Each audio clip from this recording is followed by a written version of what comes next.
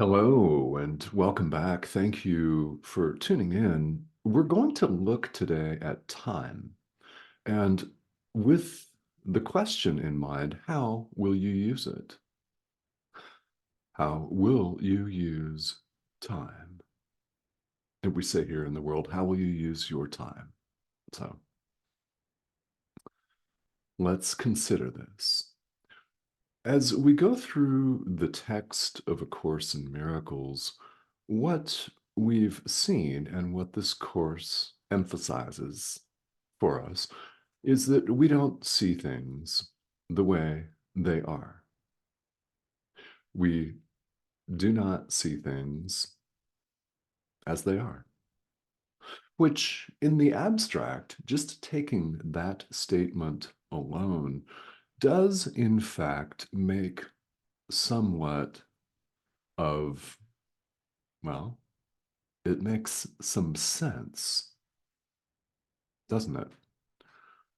We're all on the spiritual path because whether we did so at the time consciously or not, we formulated the thought that there's got to be more to it than simply this, than simply meeting the needs of this organism, food, drink, shelter, good music, things like that. Checking email. There's more to it than all of that. And we would readily accept also, as we look out upon this world, that things are not as they seem. There's more to it than this. We all intuitively, you can say instinctively, innately, deep down know this. We do. We know. We don't see things as they really are. And the primary reason for that is we're looking at the past. We don't see our brother as he is right now. We see the past, and when we lash out and judge and blame, we do so based upon our past experiences. And we mistakenly assume that the future is going to be exactly like the past. We assume, again, mistakenly, that past, present, and future flow. People are in love with the word flow here in the world, aren't they? That they flow in an uninterrupted, constant, never stopping, ceaseless continuum, past, present, future, on and on and on. Yeah, that's what we assume. We call it linear time, and it appears to govern our reality until such time as you choose to set it aside and accept that it does not, in fact, govern reality at all. In fact, it is nothing. The past is nothing. It's not here. We're invited to learn under the guidance of our inner teacher to see our brother as he is right now. As you see your brother as he is right now, so you see yourself.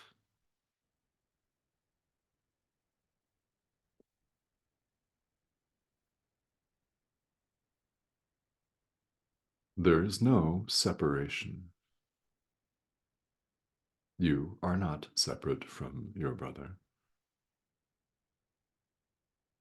So when we share love, when we share the Holy Spirit with our brother, when we extend love, when we extend the miracle of true forgiveness, We're looking past the surface, the veneer, to what our brother really is right now, not what he once was.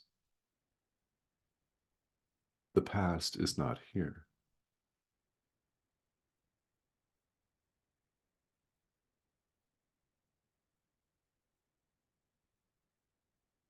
In fact, it's only the past that can separate, and the past is nothing. It's nothing. What separation? As we reach out to our brother with love and forgive, as we do this, as often as we remember to do it, we're looking past the surface to what our brother really is, the Son of God. What else? Now, the Son of God is not, in fact, a body.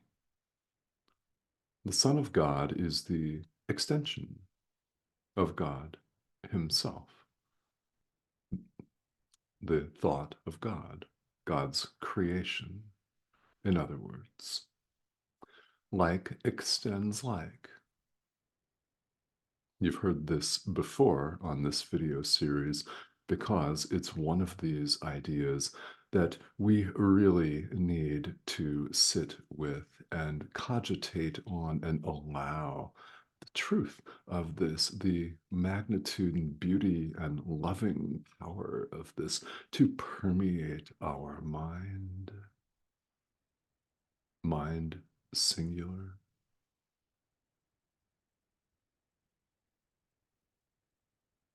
So we repeat it a lot. So here we appear. We appear to be one of these things, Homo sapiens sapiens, individuals, self sustaining survival units with all of the labels that we heap upon ourselves man, woman, one political party or another, or none at all. Our job titles, our height, our weight, the color of our eyes, where we live, our citizenship, our country of birth, our country of residence, our social status, our imaginary prestige, the size of our following on Instagram and YouTube, stuff like that. We appear here to have a choice. We have the power to choose. In truth, we're all at home in God where we've always been. But we don't recognize that when we think we're this, separate from everything else that looks similar to this.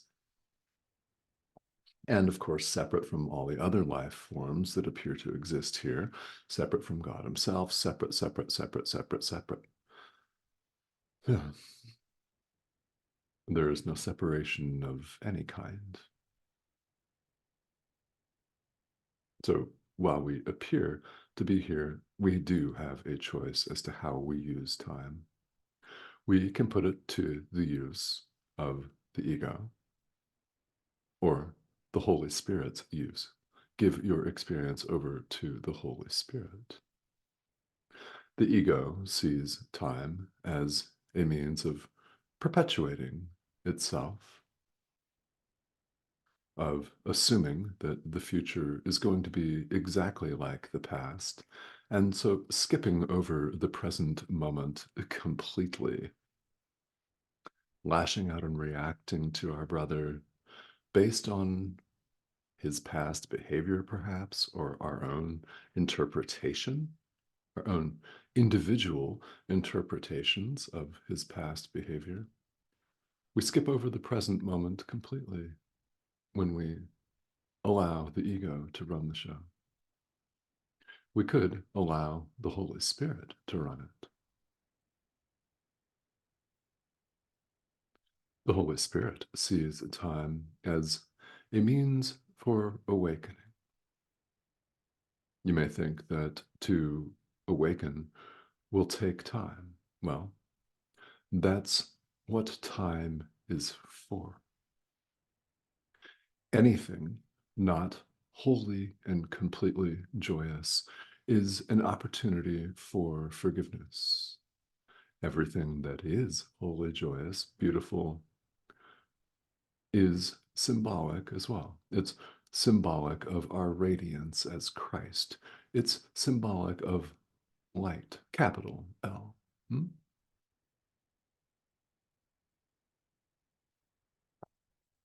So, again, as we've stressed here, and it's worth repeating, hence the importance of present moment awareness.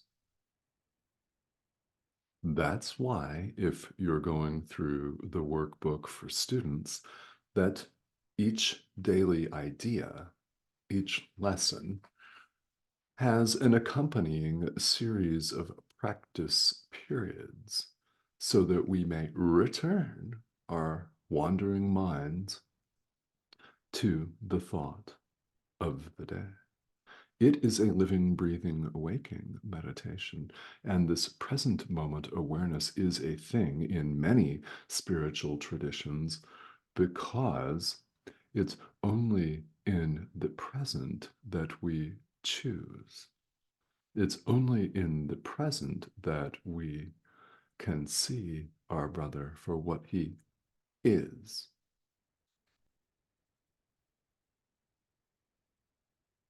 It's in the present moment that we give our entire experience over to one of two teachers, the Holy Spirit or the ego. One of these teachers is completely delusional and non existent, in fact, and following it will keep us stuck. Following our inner teacher, on the other hand, will lead us home, in a manner of speaking.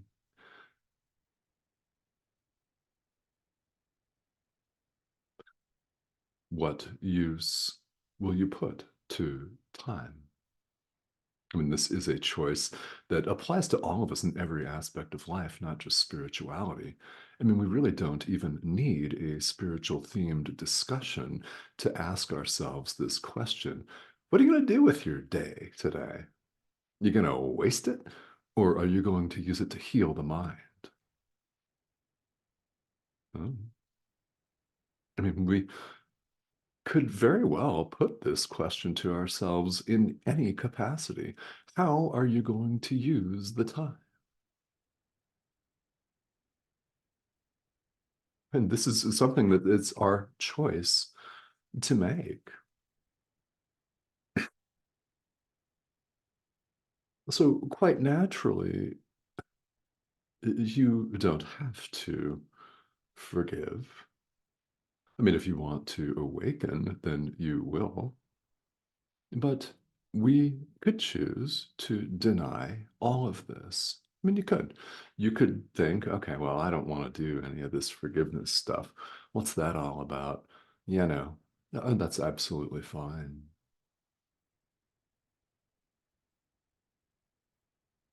I mean, we could even claim that we don't have a choice, which is exercising the choice to remain stuck. It's choosing, and we choose between exactly two options. If that sounds simple, excellent. It is. We're the ones that introduce all of the complications, and each and every one of them is unnecessary.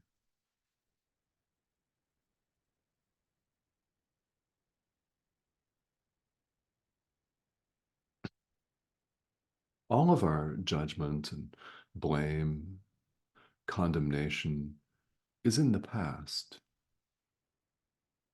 And we could choose to leave it there. But we've all, whether we like to admit it or not, chosen to bring it with us.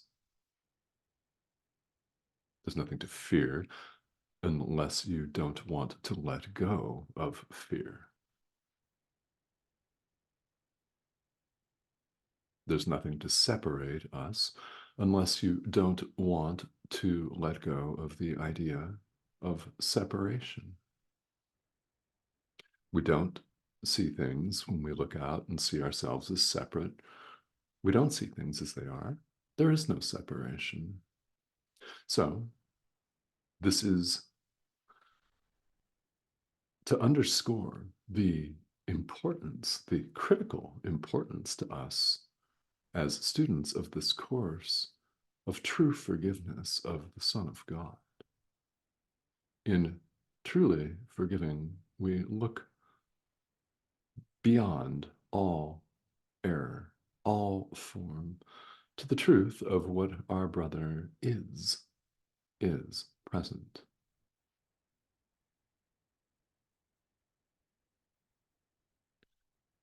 Eternity contains no past and no future. It's eternity. It's all right now. It's beyond time. So,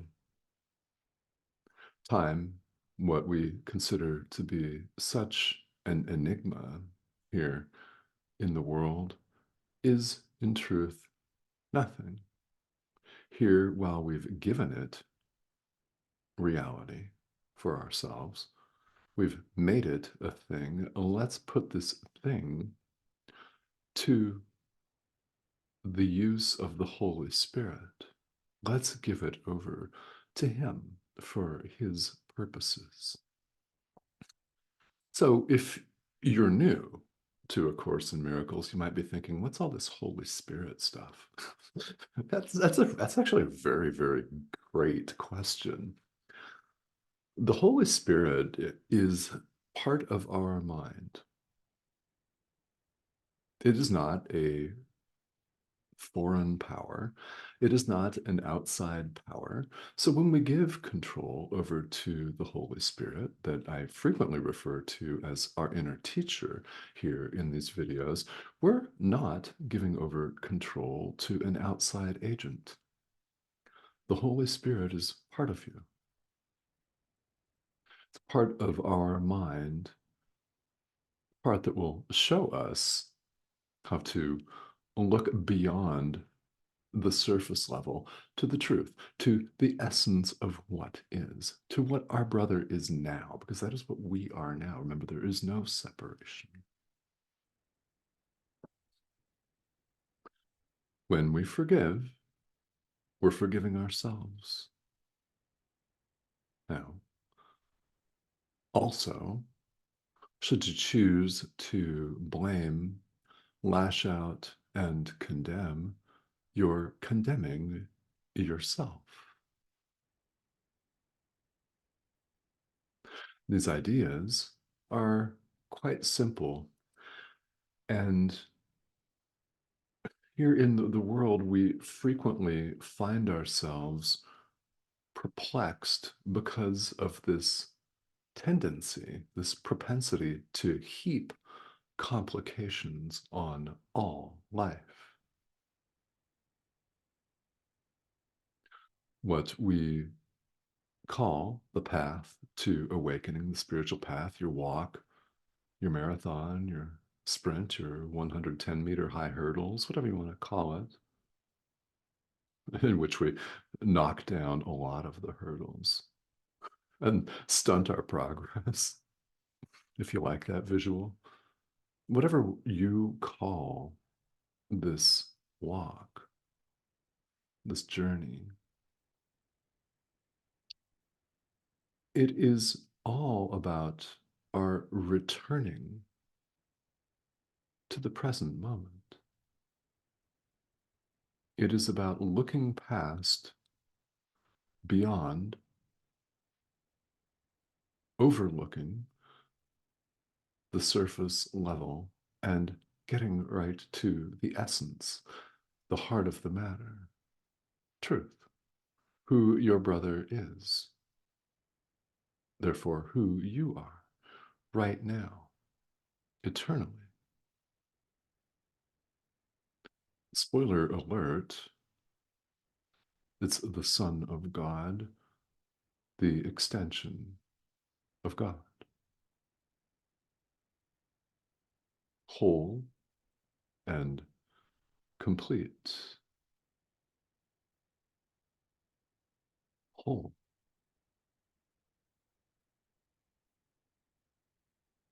So, as we extend love in the present moment, we begin to lift the veil, so to speak. We begin to see things as they really are.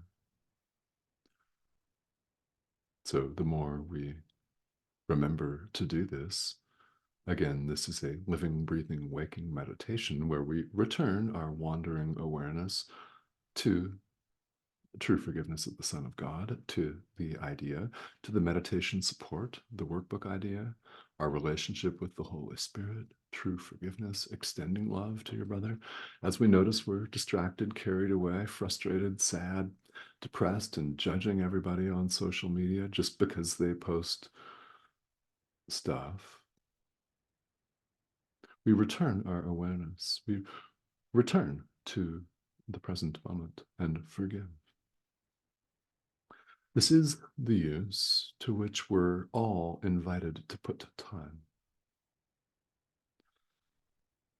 So, speaking of putting our time to good use here on the path, should you have questions, please ask them. There are many different people here watching this video. It's a growing international community, and the conversations here are designed for all experience levels, from people that are not practicing A Course in Miracles and may simply be curious about it, to beginners, to those that have decades of experience. There is always a message from your inner teacher for you. What exactly that is, well, you would know. You'd know. It's what hits for you, it's what lands. So we're invited to pay attention to that. Questions are more than welcome. After all, spirituality is a deep process of self inquiry. This course doesn't mess around. You deserve nothing less than deep self inquiry. So, to the extent that you have questions, please feel welcome to ask them. And if you have not yet subscribed, I'd love to have you join us. Please go ahead and do that. This is the prompt here, that arrow in the corner of your screen. Click that and you can join us. So please do that. All right. Thank you, as always, for tuning in here, and I will see you on the next video.